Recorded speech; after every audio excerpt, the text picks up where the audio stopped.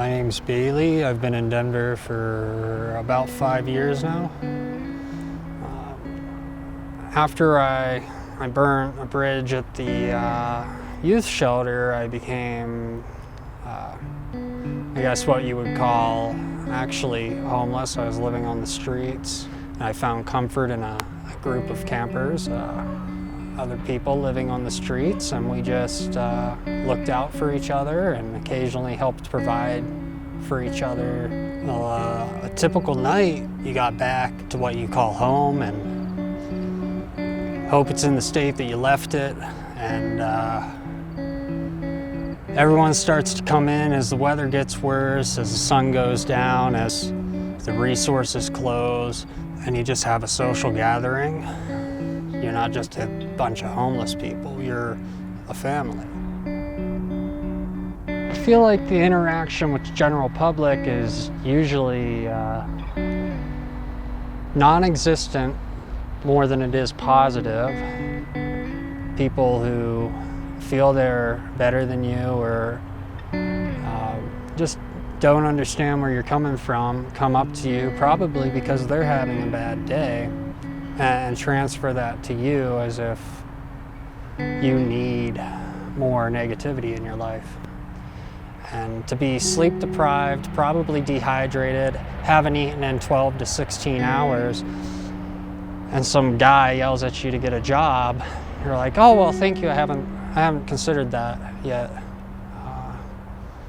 When I first met Dry Bones, I would say it was probably one of the times that Mark came to pick us up. Mark, he always does the rides. He picks us up in Englewood and takes us to downtown Denver. 2 days a week, we meet there for showers, a good meal, and just some company and friends. It was really nice to go in, especially on Tuesdays. You'd have a nice home-cooked lunch, you'd get a shower, and then my favorite thing about Dry Bones was the laundry. I didn't like the smell, and so because it was the best place to do my laundry, I kept coming around, and I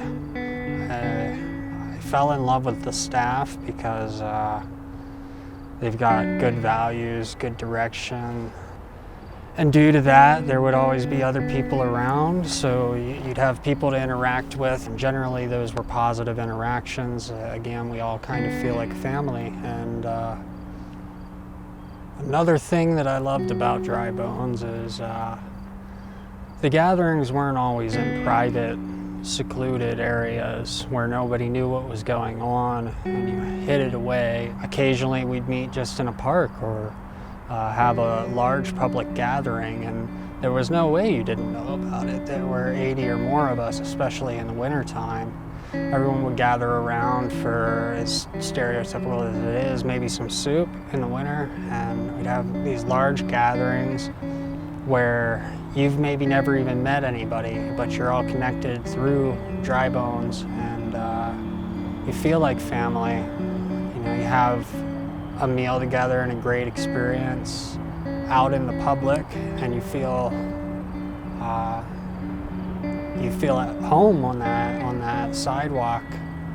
And for a little bit, even though you were in the public eye and you have people passing by in business suits, nobody says a word. And so it's nice to be out in public shamelessly for an hour or two on Thursday nights. I don't know, it's just on top of being an organization that wants to help, it was built from the ground up from people who actually care about the people they're helping.